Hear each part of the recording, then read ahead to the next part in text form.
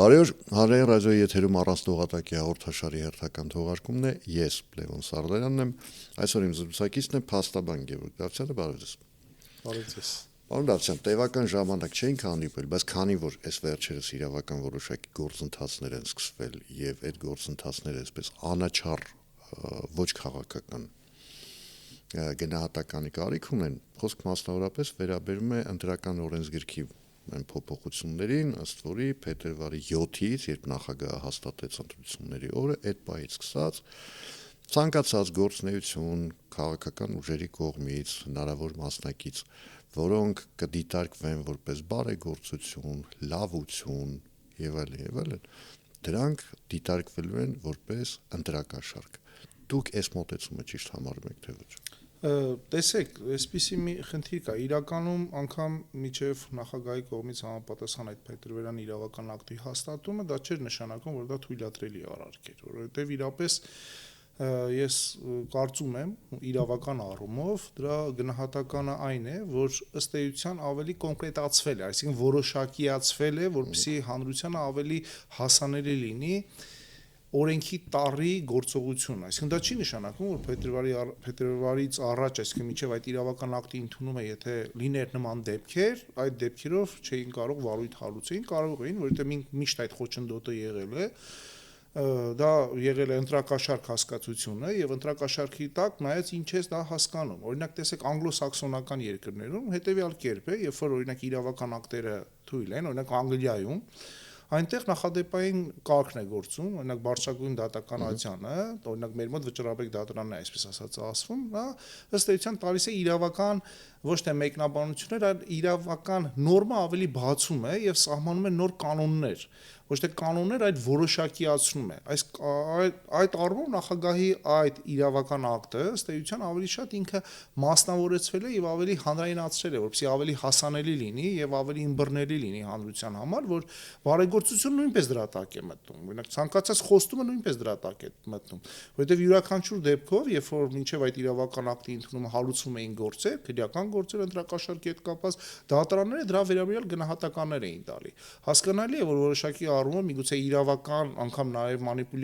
մանիպուլյատիվ գործողությունների արդյունքում հնարավոր լիներ խուսափել, այդ իսկ պատճառով նոր նորմ է սահմանվել, որը ավելի հստակեցրել է, թե դրա տակ ինչ են մտնում, ինչ են հասկացում, այսինքն այն հանգամանքը, որ մենք ասենք, եթե այդ իրավական ակտը չլիներ, ուրեմն կարելի էր ուղղակի այսպես ասած աչ ու ձախ բարեգործություններ անել, ինչ որ խոստումներ տալ, դա նույնպես անթույլատրելի արարք է, հետեւաբար ցանկացած նման դեպք քննության ենթակա առարկա եւ հետեւաբար պետք է պարզվի դրա շարժառիթները, դիտավորությունը, ինչու համար է նախատեսված։ Եթե օրինակ մեկը ասում է, ես օրինակ խոստանում եմ ձեզ բարեգործություն անել, միայն եկեք օրինակ իմ կողքը կանգնեք, եւ կողքը կանգնելը նշանակում է, որ անձը մասնակցում է որոշակի ընտրությանը, կա որոշակի տեխնացություն, կա որոշակի կուսակցություն, որ իմ կողմ պետք է ըստ էության անձը քվեարկի, բնականաբար դա տեղավորվում է հենց դրա մեջ եւ հետեւաբար դա նույնպես պետք է առաջացնի պատասխանատվություն։ Այլ հարց է, որ դա պետք է նախ քննարկվի, բարձրի շարժառիթները, իսկապես դա դրան է վերաբերում, թե չի վերաբերվում։ Կարճ ասեմ, այսպես ասած, նախագահի կողմից հաստատված այդ իրավական ակտով ավելի փորձել է ավելի պարզեցնել ընթացակարգը, որովհետեւ որևէ մեկը չփորձի այլ կերպ մեկնաբանել եւ դվալ դեպքում խուսափել հետագա պատասխանատվությունից։ Այսինքն ես այդ կերպ եմ ընկալում, որովհետեւ ամեն ինչ մենք շատ լավ հասկանում ենք, որ օրենք եւ իրավունք դրանք իրապես տարբերվում են այնքանով, որքանով օրենքը այն գրված իրավունքն է, բայց դա չի նշանակում, որ այն իրավունքը եւ իրավունքի գերակայությունը որ կա, ընդհանրապես հասարակական հարաբերություններում գոյություն չունեն։ Այսինքն, երբ որ մենք ասում ենք իրավունքի գերակայություն, դա անգամ բարձր է օրենքի գերակայությունից, որովհետեւ շատ անգամ երբ որ մենք նորմատիվ ակտը կամ հոդվածը երբ որ կարդում ենք, տեսեք, կարդում ենք օրինակ կաշառք տալը կամ ընտրակաշառք տալը։ Մենք դրա տակ ինչ ենք հասկանում։ Բարեգործություն, չգիտեմ, գումարի տալ, խոստումներ, ծառայություններ մատուցել, որը պետք է ունենա մեկ նպատակ, նպատակը այն է, որ տվյալ անձից ակնկալվում է համապատասխանաբար աջակցություն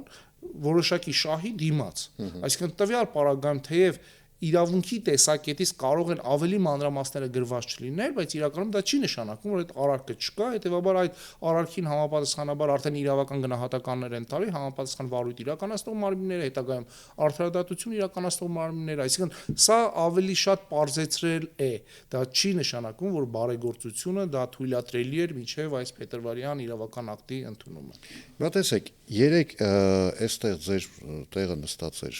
եւ խոսում էր այս թեմայով Արծվիկ Մինասյանը, ազգային ժողովի Հայաստան խմբակցության քարտուղարը, որն իդեպ իրավաբանական կրթություն ունի, եւ նա ասում էր, որ այստեղ իրավական կազուս գոյություն ունի հիմա, որտեվ մի քանի դրվագով արդեն քրեական գործեր հարուցվել էին հակակոռուպցիոնը, եթե չեմ սխալվում, երկուսն էին, այսօր 14 հոգու եւս արտաշատում են ձերբակալել, նույն կուսակցության մասն է խոսքը, Ազոր Հայաստանի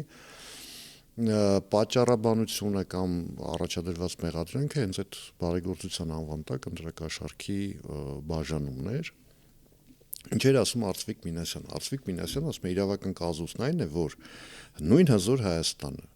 դեռ գրանցված չի կենտրոնական ընտրական հանձնաժողովում որպես ընտրական գործընթացի լիիրավ մասնակից, հետևաբար իր բոլոր գործողությունները կամ ցանկացած գործողություն չի կարելի դիտարկել այդ տեսանկյունից։ Վաղը կարող է չգրանցվել այդ կուսակցությունը, կարող է փոշմանում են չեն մասնակցում։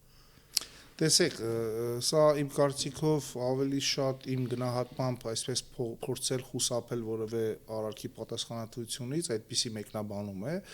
որովհետև քրեաիրավական հարաբերությունները բոլորովին այլ բնույթ ունեն, այսինքն քրեաիրավական հարաբերությունները կարևորը անձանց մեղքի արկայությունն է, դիտավորությունն է, այսինքն եթե դատական համակարգի կողմից արդարադատություն իրականացնող մարմնի կողմից ապացուցվում է, որ օրինակ անձը անկախ նրանից այդ կուսակցությունը գրանցված է եղել կամ չի գրանցված եղել, որոշակի շահագրգռվածություն է ցուցաբերել այլ անձանց մոտ եւ նպատակը եղել է, որ պետք է որոշակի քվե ստանա, անկախ նրանից նա հետագայում այդ կուսակցությունը կգրանցվի թե չէ, սակայն հարցը դիտավորությունն է։ Նայեք, հիմա նույն կերպ կարող ենք այսպիսի համեմատական անցկացնենք, օրինակ պարոն Կարապետյանը ըստ օրենքի, նաեւ իմ կարծիքով նաեւ իրավունքի ուժով իրավունք չունի լինել որևէ տեխնացու, սակայն միշտ այդ կուսակցության համակիրները, նաև պարոն Կարապետյան, ասում են, որ հաջորդ վարչապետը իրենք են, ինքն է լինելու եւ այլն եւ այլն, այսինքն ստացվում է այդ նույն սկզբունքով կարող են օրինակ Կարապետյանի համար որոշակի բարեգործություններ անել եւ ասել, գիտեք ինչ կա, այդտեղ հանցակազմ չկա եւ կա իրավական կազուս, հետեւաբար դուք չեք կարող այդ անձանց ենթարկել որևէ պատասխանատվության։ Սա գիտեք տարբերությունը սա քաղաքացիաիրավական կամ վարչաիրավական հարաբերություն չի, քրեաիրավական հարաբերություն է, սա այնպես չի, որ պայմանագրում եթե գրված չի, ուրեմն դու ազատվում ես պատասխանատվությունից։ Կարող է պայմանագրում այդպիսի բան գրված չլինի, կարող է կուսակցությունը գրանցված չլինի, բայց դա չի նշանակում այդ հարաբերությունը այդ դեպքը չի առաջացել։ Սա արդեն տանում է քրեաիրավական, որովհետև շատ հանգիստ մենք կարող ենք համախոհներ այդպես հավաքել, այսինքն շահագրգռել համախոհներին, չգրանցել այնքան ժամանակ կուսակցությունները, մինչև անհրաժեշտ պահը գա կամ ընդհանրապես չգրանցել, կամ վերջին օրը կամ թեկուզ վերջին օրը գրանցելուց ասեն, գիտեք ինչ կա, բարեգործություն են կարել, բայց տեսեք այդ կուսակցությունը չի գրանցվել, սա իրապես ոչ ընդունելի իմ գնահատման մեկնաբանությունը եւ չի կարող իրավունքի տառի տակ տեղավորվել, հետեւաբար այդ դեպքերը պետք է քննության առարկա դառնան եւ եթե դիտավորությունը եղել է, որ պետք է որոշակի համակիրների խումբ հավաքվի եւ որոշակի քվե ապահովի, անկախ նրանից այն կգրանցվի թե չի գրանցվի, ապա դա առաջացնում է համապատասխանաբար դեպքը եւ համապատասխանաբար սուբյեկտը, որը պետք է ենթարկվի պատասխանատվության։ Շատ պարզ ավելի օրինակ կարող եմ բերել, տեսեք մենակ Գյումրու ընտրությունները, ինչ եղավ որոշակի կուսակցություններ վերջում միավորվեցին եւ համապատասխան ձայն հավաքեցին։ Չէ բացառում, որ այդ որոշակի կուսակցություններ լինեին ոչ թե ենթարենք 3-4-ը, այլ լիներ ընդհանրապես 2-ը։ Ստացվեց, որ այն 3-րդ, 4-րդին շահագրգռված անձիկ պետք է ազատվեին պատասխանատվությունից, բայց այն 1-2-ին չպետք է ազատվեին, բայց իրականում դիտավորությունը նույնն է եղել, որպեսզի ընդդիմությունը, այս համախմբված ընդդիմությունը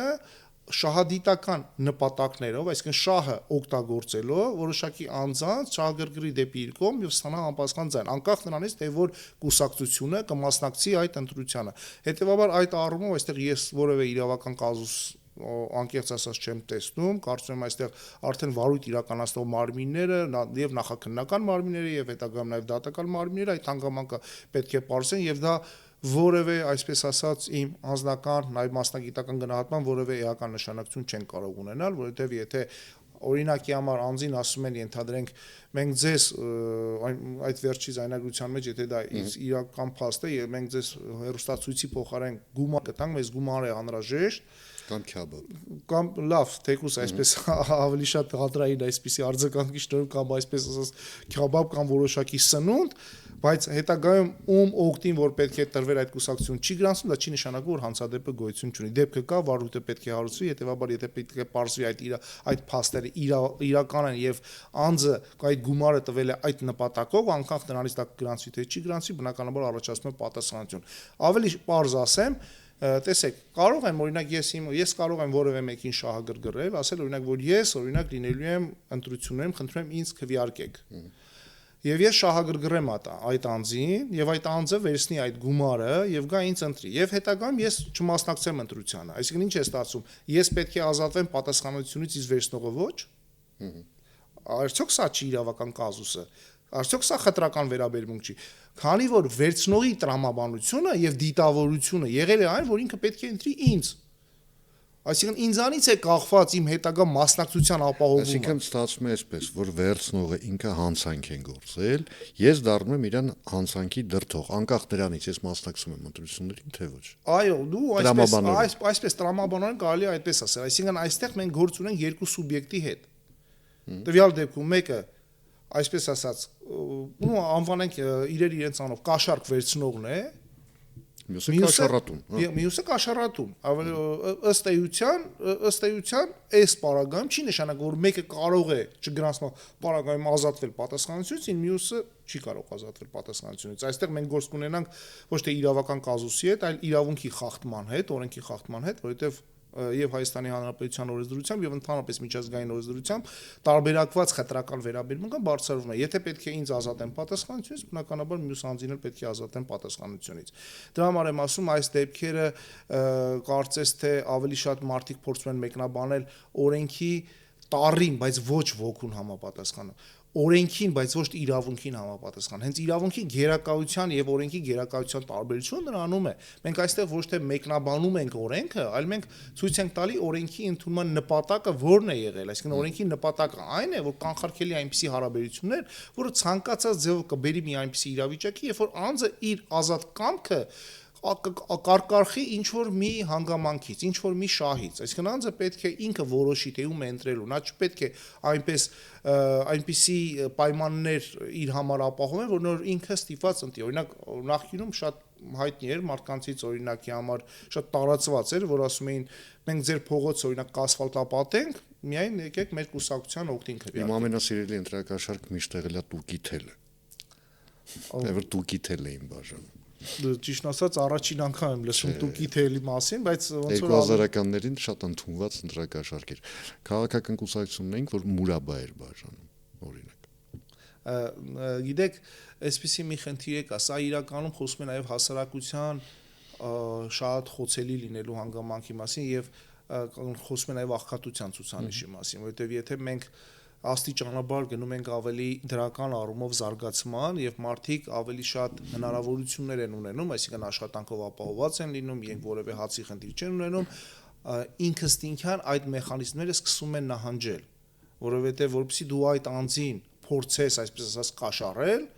դու պետք է նրան այնպեսի գումար առաջարկես, որ նա համաձայնի, որովհետեւ նրան փոքր այդ մուրաբաներով, տուկի թելերով հնարավոր չի այլևս տան կաշառել, որովհետեւ նա այդ հնարավորությունները վաղուց արդեն ունի եւ նա արդեն օգտվում է ավելի լավ բարձր հնարավորություններով։ Ասեմ ավելին, հիմա երբ որ մենք նայում ենք Հայաստանում այդ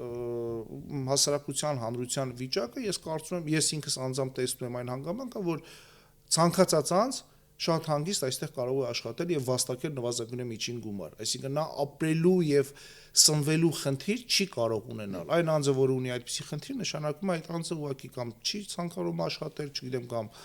մտածում է, որ պետք է իր տեղը ինչ որ ուրիշներ աշխատեն կամ դրսից ունի եկամուտներ, որ իրենց հարազատները ուղարկում են, դրանով է պայմանավորված։ Մենք այժմ այս փուլում չեմ գտնում, դրա համար եմ ասում, նաև այս հարաբերություններում այժմ այդպիսի անգամ ընտրակաշառքները այդպիսի էական նշանակություն չեն կարող ունենալ ընտրությունների վրա, որովհետև ես կարծում եմ մարդիկ ավելի արդեն բավարար եւ իրավագիտակից են եւ բավարար միջոցներ ունեն, որ դրան չեն կարող տրվել եւ իրենց ազատ կամքը կարտահայտեն։ Պարոն Դավթյան, դուք խոսեցիք օրենքի ոգու մասին, Նույն պարոն Մինասյանը եւ ոչ միայն նա, անդիմադիրներից շատերը պնդում են, որ նույն հակակոռուպցիոնը օրենքի ոգու կիրառման առումով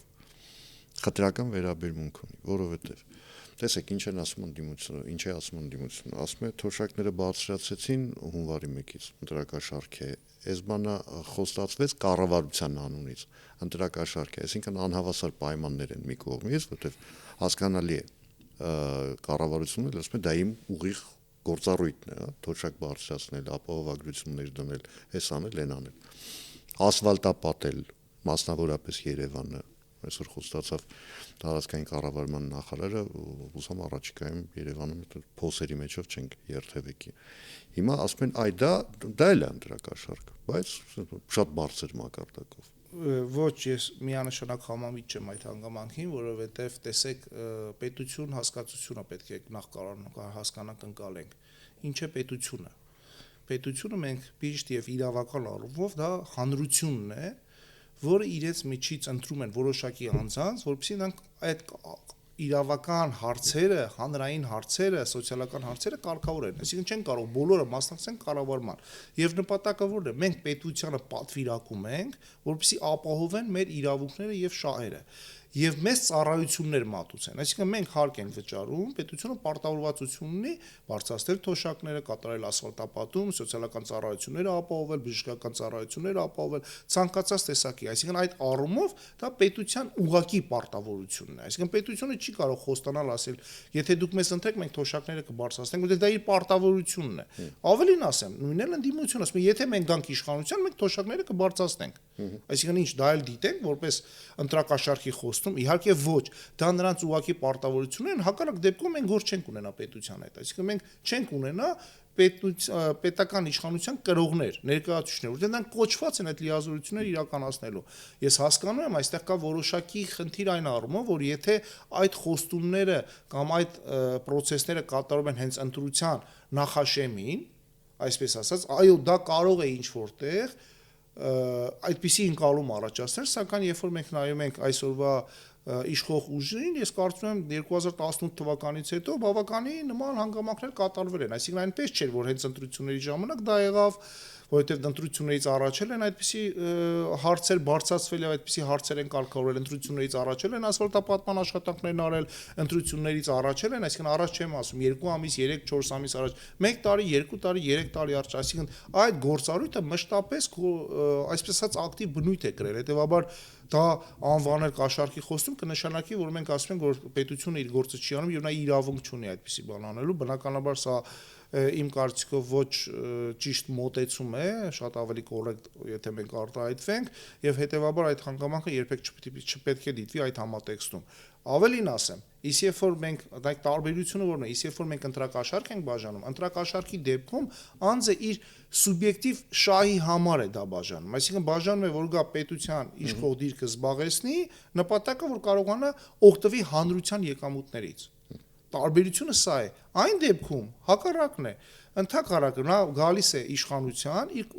իշխանությունը իր պարտավորությունները կատարում է, որպեսզի հանրությանը ծառայություններ մատուցի։ Բնականաբար հասկանալի է, որ իշխանության ներկայացուցիչները նույնպես աշխատավարձ են ստանում, կարող են պարգևվճարներ ստանալ, բնականաբար դա նրանց շահն էլ դրանում կա, այնուհանդերձ այստեղ բալանսավորված կարգավորումն է, այսինքն հանրությանը ծառայության մատուցելու ոչ թե խոստումն է, այլ պարտավորության իրականացումն է։ Եթե ինչ չէ, խոստում չտան, չպետք է այդ պարտավորությունները կատարեն։ Չէ որ ես, դուք, մյուսները հարկ ենք վճարում եւ դա վճարում ենք դրա համար, այսինքն այստեղ պահանջատիրության պարտավորության կատարումն է։ Ավելին ասեմ, երբ որ մենք դառնում ենք ակտիվ քաղաքացի, երբ որ մենք սկսում ենք բարեխիղճ ձևով մեր հարկերը վճարել, մենք ինստինկտիվորեն ենք պահանջում, որ դրանք անեն, ով ուզում է լինի։ Իսկ հակառակ դեպքում, օրինակ տեսեք, կա այսպիսի տարբերակ, երբ որ ասում են, օրինակ, որ մենք գանք իշխանության, աշխատավարձ չենք ստանա, կամ 1 դրամ կլինի մեկ աշխատավարձը, հայտնի այդ հանգամանքը, ես ուզում հասկանամ այդ 1 դրամ կլինի, ինչի հաշվին կլինի, այսինքն այդ դեպքում ինչի հաշվին եք դուք իրականացնելու այդ գործառույթները, այսինքն ինչ ռեսուրսներ եք ծախսելու դրա վրա։ Երբ որ դուք գալու եք օրինակ իշխանության, իրավունք չունեք զբաղվել օրենքի ուժով իրավունք չունեք զբաղվել բիզնես գործունեությամբ, պետք է միայն կառավարման զբաղվեք, հետեւաբար ձեր եկամուտները որտեղից են կուտակվելու, այսինքն այստեղ կարծես թե ստվերային եկամուտների մասին է, ասում եմ, ես այնքան շատ ունեմ, որ ինձ պետք չի հավելյալ եկամուտ։ Տեսեք, այսինքն որն է նպատակը հանրության ծառայություններ մատուցել, այսինքն մենք գործ ունենք իմ կարծիքով աստվածների հետ, հա, այսինքն Աստված ցանկանում է, որպեսզի բոլորը լավ ապրեն, եւ նա Աստված փոխ աստվածների, որտեղ Աստված հիմա Իվանիշվիլին է։ Ես ուղղակի փորձում եմ այսպես նմանեցնել, իհարկե համամիտ եմ նաև ձեր հետ, բայց իմ գնահատմամբ այսպես չի կարող լինել, երբ որ անձը կատարում է աշխատանք, նա ոչ թե պետք է ուղղակի վատնի իր արդեն ունեցած ռեսուրսները, նա դրա դիմաց պետք է վարձատրվի, այսինքն պետք է վարձատրվի այնքան, ինչքան աշխատում է, ոչ թե պետք է տրամաբանությունը մոտավորապես հետևյալն է, եթե ինքը հանրային միջոցներից վարձատրվում է, հանրությունը կարող է պահանջել պատասխանատվություն։ Միանշանակ, սովորական ծառայություն է սա, այսինքն եթե դու ինչ որ մի ծառայությունից օգտվում ես, վճարում ես դրա դիմաց եւ օգտվում ես այդ ծառայությունից, դու չես կարող առանց այդ ծառայության դիմաց վճարելու, դու օրինակ օգտվես այդ ծառայությունից, կամ օրինակ հանրային տրանսպորտը, երբ որ մենք այս վերջերս բավականին արդեն ակտիվ քննարկումներ ունենք, երբ որ անձիկ կամ բարձրանում են հանրային տրանսպորտ, նրանք ուղղակի այսպես ասած չեն օգտվում կամ փորձում են ցույց տալ, որ իբրև թե իրենք քարտը մոտեցնում են համապատասխան սարքին, բայց քարտը մերժում է եւ մի բան էլ այսպես ասած ժողովրդական լեզվով ասած մուննատ են գալի, ասում են գիտեք ինչ կես սարքը չի աշխատում։ Իրապես եթե այստեղ կա նաեւ համբավի եւ արժանապատվության խնդիր, եթե դու ուզում ես այս ծառայությունից օգտվես, ուրեմն պետք է վճարես, եթե չես ուզում այդ ծառայությունից օգտվես, ուրեմն չպետք է օգտվես այդ ծառայությունից, բայց եթե գտնում ես, որ այդ ծառայությունը քեզ պարտավոր են մատուցել, ուրեմն պետք է արժանապատվություն ունենաս դրա համար վճարելու։ Հակառակ դեպքում ինչ է ստացվում, վճարի որ պահանջես։ Այո, հակառակ դեպքում ստացվում է, որ դու գողանում ես, որովհետև դու գողանում ես մյուսին, որովհետև դու իրականում օգտվում ես այդ ծառայություններից այն վճարողների հաշվին, որոնք բարեխիղճորեն վճարում են։ Եվ այդ դրանով պայմանավորված ես կարծում եմ ցանկացած հարաբերության մեջ, ցանկացած իրավական նորմերի կիրառության իմաստով ցանկացած ծառայություն չի կարող անվճար լինել։ Անկամ երբ որ մենք 65 տարեկանից հետո առողջապահության այդ ապահովության ինստիտուտը գործում է, դա էլ է վճարովի։ Դրա դիմաց բժիշկները ստանում են վարձատրություն, այլ բան է, որ այստեղ հանրության միջոցների հաշվին այդ դասակարգվում է եւ այդ դասակարգման միջոցով ապահովում է օրինակ մեր թոշակառուների անվճար բուժ ծառայության մատուցումը։ Հետևաբար անվճար ծառայություններ գոյություն չունեն, ես կարծում եմ դա պետք է բոլորս քաշ գիտակցենք։ Մի իրավական խնդրի մասին խոսենք, պարոն Դավթյան, տեսեք, Կենտրոնական ընտրական հանձնաժողովի նախագահ Վահագն Հովակիմյանը վերջերս հայտարարեց, որ միգուցե կկիրառվի, հաշվի առնելով որոշակի մտավախություններ, միգուցե կկիրառվի այնպիսի մեխանիզմ, որը հնարավորություն չի տա 10 տարուց ավելի Հայաստանի Հանրապետության հետ ուղիղ կապ չունեցած մարդկանց գալ եւ քվեարկել։ Սա քաղաքական որոշում է, թե ըստ էության արդար որոշում։ Սա արդար որոշումը իմ կարծիքով իրավունքից բխող, իրավունքի գերակայությունից բխող որոշում է, որովհետև քո սահմաններում գտնվող հանրության բարօրության վիճակի մասին տեղեկացվածությունը կարող են իմանալ եւ այդ հարցով զբաղվել միայն այդ սահմաններում ապրող մարդիկ։ Անկախ դրանից, օրինակ պատկերացրեք մի բան, ես ունեմ Հայաստանի Հանրապետության քաղաքացի, բայց իմ մշտական բնակության վայրը արտերկրում է։ Ես ինչպես կարող եմ իմանալ այս իմ քաղաքացիության երկրում ապրող մարդկանց տնտեսական հարցերի մասին, հանրային հարցերի մասին կամ նրանց սոցիալական խնդիրների մասին, որ մի հատ էլ կամ փորձեմ կառավարել, հասկանալ։ Այսինքն համանդրական իրավունքի զանցառում չի։ Տեսեք, ես ի սկզբանե իմ խոսքում ասացի, որ մենք գործ ունենք օրենքի եւ իրավունքի հետ։ Օրենքները դրանք գրված իրավունքներն են եւ շատ դեպքերում, երբ որ հենց ինքը Սահմանադրական դատարանը օրենքի այս կամ այն նորմը ճանաչում է հակասահմանադրական, դա նշանակում է ճանաչում է հակաիրավական, այսինքն իրավունքի շահերից չբխող նորմ։ Հետևաբար այդ օրենքը համարվում է ֆորմալ կամ գոյություն չունեցող կամ ընդհանրապես ի սկզբանե համարվում է առողջին, որտեղ ի սկզբանե նա չպետք է ընդունվեր։ Այս առումով, երբ որ մենք խոսում ենք սահմանադրության մասին, մենք ասում ենք, որ սահմանադրությունը այնպիսի սկզբունքներ պետք է սահմանի, որտեղ ցանկացած իրավահարաբերություն առնվազն կարգավորվի, այսինքն սկզբունքները տա։ Իրավունքը հենց դրանից է բխում, այսինքն եթե դու օրինակ սահմանադրության մեջ նշված է որ 4 տարի պետք է մշտապես ապրես տեղ, բայց հետագայում պարզվում է որ 4 տարին քիչ է, որովհետև դա բխում է հանրային շահից, որովհետև առնվազն դու պետք է 10 տարի այս ընտանիքում ապրես, որ կարողանաս այս ընտանիքի խնդիրները այս 10 տարվա մեջ իմանաս, նոր կարողանաս մասնակցես այդ ընտանիքի կառավարմանը։ Շատ պարզ օրինակ կարող եմ ասել, նայեք, սովորաբար ավելի իջեցնենք բանը, օրինակ ցանկացած ընտանիք, նշաձողը իջեցնենք ցանկացած ընտանիքում, երբ որ պատկերացնում եք, օրինակ ընտանիքում քույր, եղբայր, մայր, հայր, տատիկ, պապիկ, չգիտեմ, անգամ եթե կան այլ մարդիկ նույնպես, որևէ ընտանիքի անդամ երկար տարիներ բացակայում է եւ հանկարծ գալիս է այդ ընտանիք, վերադառնում է այդ ընտանիք, ինչի պատարակաղները ստեղ չեն, ինչի այս պատարակաղները ստեղ չեն, ես պետք է որոշեմ թե ոնց անեք, ինչ անեք, ընտանիքի ինչ ձև կվերաբերվի։ Պարզ չի որ բոյկոտելու է ընտանիքը, պարզ չի որ ընդվզելու է ընտանիքը։ Հետևաբար այս առումով դա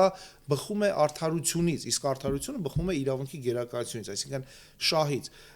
Շատ ենք մենք խոսել նրա մասին, որ արդարությունը եւ արդարադատությունը շատ դեպքերում դրանք իրար չեն համընկնում, այդ արդարադատության արդարության չհամընկնելու խնդիրը հենց կայանում է նրանում, որ չեն կարողանում վերհանել այնպիսի փաստական տվյալներ, որոնք կարող էին ապացուցել, որ արդարությունը իրականում այսպես պետք է լիներ, ոչ այնպես։ Հետևաբար մեր գերնպատակը այն է, որ արդարությունը եւ արդարադատությունը դրանք հնարավորինս աղերեսվեն եւ համընկնեն իրար եւ այս դեպքում մենք նույնպես կունենանք իրավունքի եւ օրենքի համընկնում։ Այսինքն երբ որ մենք ասում ենք օրենք, մենք պետք է հասկանանք, որ այնպիսի օրենք է, որը չի հակասում իրավունքին եւ չի հակասում հանրային շահին։ Մեր վերջին զրույցի ժամանակ էլի այստեղ դուք ասացիք, որ պայմանական եմ ասում ձևակերպում, որ սողացող բարեփոխումները արդարադատության համակարգում չեն բխում հանրության շահերից եւ դա չի բերելու արդյունքում կամ շատ երկար է լինելու այդ ճանապարհը, որպեսզի այդ ձեր ասած արդարությունն ու արդարադատությունը գոնե ինչ որ չափով նույնականանան։ Հիմա այսօր արդեն վարչապետ Նիկոլ Փաշինյանը խորհրդարանում հայտարարեց, որ պետք է վիրահատական ճանապարհով լուծել արդարադատության հարցը։ Դուք համաձայն եք, որ պետք է վիրահատական միջամտություն արդեն Թե վաղուց էր պետք։ Եթե ինձ եք հարցնում, ես կարծում եմ, թե չեն կարող, այդ հարցին հստակ հնարավոր չէ պատասխանել, թե երբվանից էր պետք դա, որովհետև ցանկացած անձ նախ եւ առաջ, երբ որ անձի հետ շփվում ես, երում ես վստահության կանխավարկածով։ Դու իրավունք չունես անձին չվստահես, եթե նոր ես տեսնում։ Նույնը այս ոլորտում է, այսինքն դու իրավունք չունես դատարանին չվստահես, իրավունք չունես մեղադրողին չվստահես, իրավունք չունես քննիչին չվստահես, փաստաբանին չվստահես, որովհետև օրենքով եւ իրավունքով դրանք կոչված են եւ իրականացնելու արդարադատությունը տվյալ դեպքում դատարանները եւ օժանդակելու արդարադատության, այսինքն դու չես պատկերացնի մի բան, որ հանկարծ կարող է ներեգություն մեղադրող կողմի իրավասությունից դուրս գա, թաքուն, ստվերային կարգով դուրս գա եւ դու դա չկարողանաս հիմնավորել, այսինքն այս կերպ եթե չեմ սխալվում Նիկոլ Փաշինյանը ինչ ասեց վիրահատական միջոցով ատենակալների միջոցով այն առումով, որ ատենակալները ժողովրդից հանրության մեջից ընտրված մարդիկ են, որոշակի մարդիկ, որ անդադ փոփոխվելու են, նրանց պետք է համոզես, թե այս իրավիճակում որն էր արդարացի եւ ոչը որ արդարացի, ով էր մեղավոր եւ ով մեղավոր չէր, այսինքն ընդամենը այս իրավապահ մարմինները պետք է իրենց ապացույցները հավաքեն եւ տան արդարադատությանը եւ այս դեպքում արդեն ատենակալների ինստիտուտը հենց իրապես իրենք են իրականացնում արդարադատություն, այսինքն նրանք դառնում են անկողմնակալ դիտորդ հանրությունի կողմից, որ դու պետք է իրեն փորձես համոզել։ Տեսեք, մենք այսօր իրար հետ որոշակի թեմայի առաջ զրուցում ենք եւ մենք բնականաբար ունենալու ենք բավականին դիտողներ, լսողներ, իրենք են գնահատականը տալու։ Այսինքն իմ ասելով չի լինելու։ Ես պետք է հանրությանը փորձեմ հիմնավորել, փաստական տվյալներ բերեմ, որ այս խնդիրը այսև կարգավորելը բխում է հանրային շահից։ Երբ որ ես դա հանրությանը համոզեմ, նա հասկանա, բնականաբար նա իր գնահատականը տան։ Նույնն էլ այս ոլորտում է։ Ատենակալները իրենք են գնահատականը տալու։ Արդյոք մեղադրողը հավաստեց, որ այս անձի մեղավորությունը արկա է, կամ արդյոք պաշտպանը հավաստեց, որ այդ անձի մեղավորությունը արկա չէ։ Հետևաբար դու պետք է փորձես հանրության առաջ դա համոզել, տվյալ դեպքում երբալ ատենակալների տակ, որ այս անձը մեղավոր է կամ անմեղ է։ Ես կարծում եմ շատ նորմալ ինստիտուտ է, բայց սա այս ատենակալների ներդրման ինստիտուտը այսպես ասած լավորից չի որ եկել, այսինքն դա եղել է չվստահելու հանգամանքից։ Եվ հետևաբար այս ձեր հարցը այսօք ժամանակավրեպ է կամ երբվանից պետք է լիներ, ես կարծում եմ բնականաբար եթե մենք ավելի շուտ հասկանայինք, որ կարելի է օրինակ կան բավականին խնդիրներ եւ արդարադատություն իրականացնող մարմինների մեջ եւ վարույթ իրականացնող քննչական մարմինների մեջ, մեղադրող մարմինների մեջ, հետեւաբար միգուցե ավելի շուտ դա կիրառեինք, բայց դա չի նշանակում, եթե մենք այդ ինստիտուտը ներդրեցինք, ամեն ինչը օքեյ է լինելու, որովհետեւ չի բացառվում, որ այստեղ նույնպես բնականաբար սուբյեկտիվ շահեր բարձրացվեն, այսինքն փորձեն ատենակալներին այսպես ժողովրդական լեզվով ասած կաշկել, սակայն սա ավելի դժվար process է լինելու, որովհետեւ նայեք, պետք է մի քանի արդեն այսպես ասած բարիեր մենք անցնենք, որ կարողանանք հասնենք դրան եւ պետք է որոշենք։ Ավելին ասեմ, մենք անգամ կինոներից մենք դա գիտենք, որ եթե ատենակալների, եթե նայած ինստիտուտի ինչ կերպ են ներդրում, եթե ատենակալներից մեկը դեմ է լինում, բնականաբար այստեղ խնդիր է առաջանում։ Պետք է այնպես լինեն, որ ձայները գրեթե 100% անոց լինեն եւ ոչ թե մեկի ցանկությունով կամ թեկուզ մեծամասնության ցանկությունով։ Հետեւաբար ես կարծում եմ սա խոսում է դրա մասին, որ մենք իսկապես գործ ունենք որոշակի վիրահատական միջամտության մեջ, որ անգամ երկրի ղեկավարը այս պայն բարձրաձայնում է այն շատ ցավոտ հարցը, որ մենք դեռևս արդարադատության ոլորտում ունենք բավականին լուրջ խնդիրներ, հետեւաբար այս ինստիտուտը մեզ եւս մի գործիքակազմ է, որով պետք է փորձենք հարցերը կարգավորել։ Շնորհակալություն զրույցի համար։ Հիշեցնեմ այսօր իմ զրուցակիցներ փաստաբան Գևորգ Դավթյանը, ես Լևոն Սարդարյանն եմ, կհանդիպենք արդեն վաղը նույն ժամին, նույն վայրում, հաջողություն եւ համբերություն բոլորիս։